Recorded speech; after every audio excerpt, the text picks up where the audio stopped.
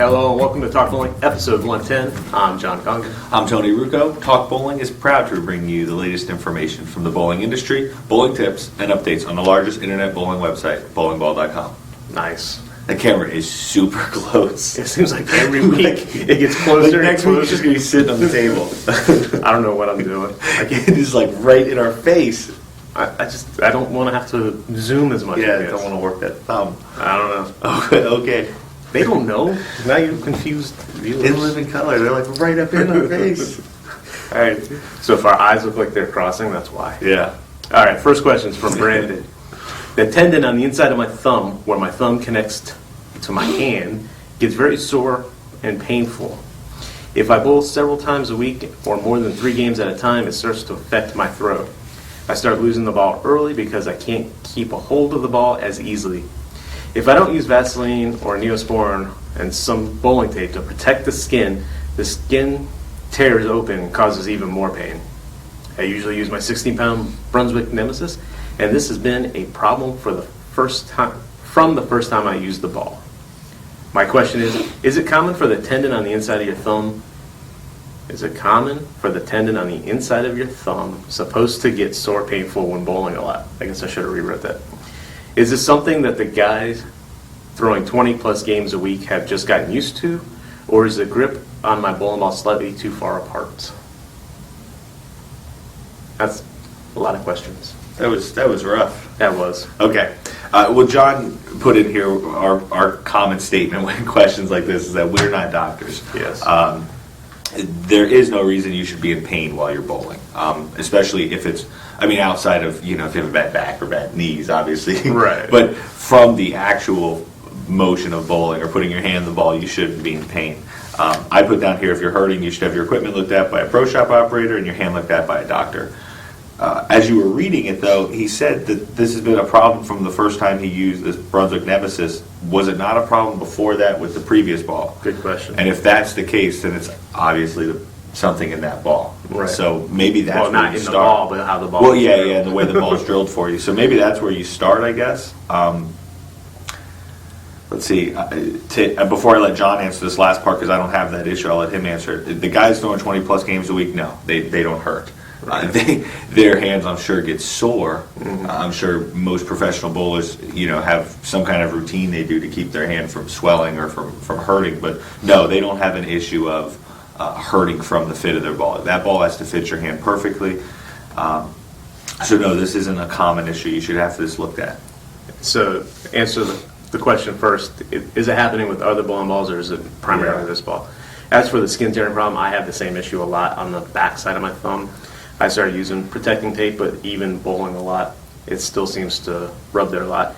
And what I find when that is happening is I am flexing that knuckle because I feel like I have to hold onto the ball. So usually if I relax it, and sometimes add a second piece of tape to fit more snugly into the thumb hole, it seems to help a lot.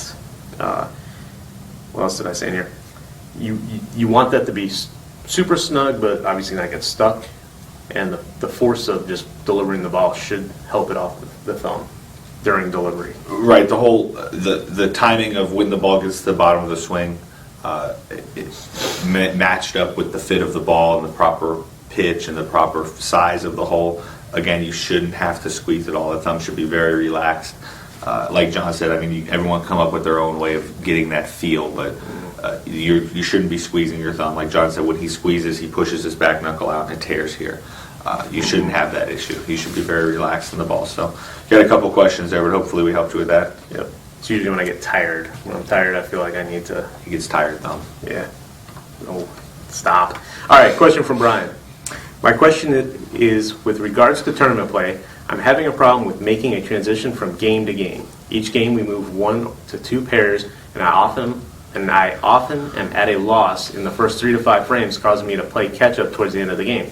How do you approach the first shot on a new pair during tournament play? Thanks for your time, Brian S. You're welcome. Have at it. Have at it. Why me? All right.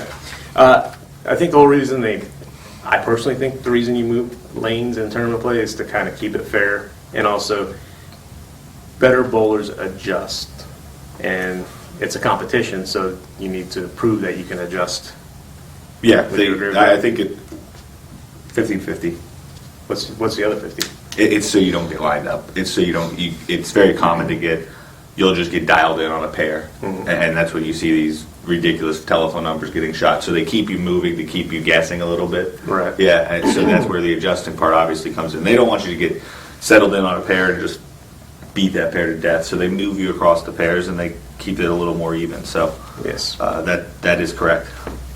And I don't know what you added in here. Really, all I put in here is this last part. When you move pairs in a tournament, whenever that would happen, when I would move pairs, that first shot needs to be a safe shot to me. You need to be in a part of the lane you feel comfortable, and you're not blind or oblivious to what's going on in the center. If the pair you were on was hooking a ton, most likely that pair you're going to is going to be similar, unless it's a tournament where they're varying shots on you as well. But I think you mentioned in here, take a look over there during your game, towards the end of your game, kind of see where the other guys are playing.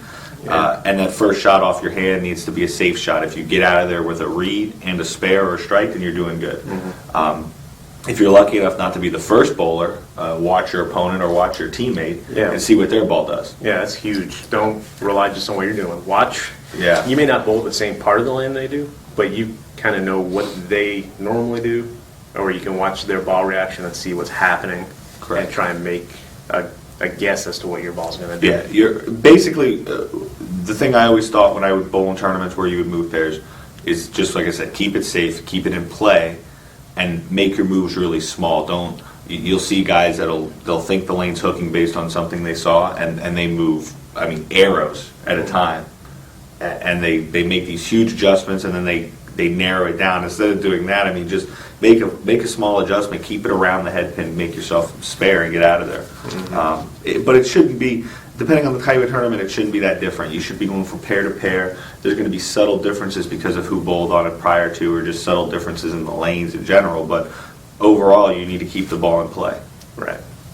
And the bonus question, I thought these would be kind of easy, so I threw a third one in here. Question from Azri. Hi, my question is Azri from Singapore. I intend to play two-handed bowling like Jason Belmonte style. As you know, this style does not use the thumb, hence we are required to use both fingers, and to what extent do I need to insert my fingers? It is just the fingertips, or does it have to be insert, or does he have to insert the fingers deeper in like what we would do when using those plastic house balls? Thank you. I really need to rewrite questions. I think it's funny. It is fun to read how you guys write that. Okay, well, I don't know I believe the rule John put in here is that that the hole in the ball that's not used, you're only at one hole in the ball that's not used for gripping purposes, but that you just have to prove that you can use that hole for gripping purposes. So I could be wrong, and I didn't take the time to go look at the rule book, but I believe you're allowed to have finger holes, thumb hole, and a weight hole in this case. Right. You're just not choosing to use that thumb hole. I think if you look at Belmonte's layouts most of the time, though, you don't see him doing that. I think they've found a formula that works pretty good for him. As far as how deep you have to put your fingers in, doesn't matter. As long as your fingers are in the ball.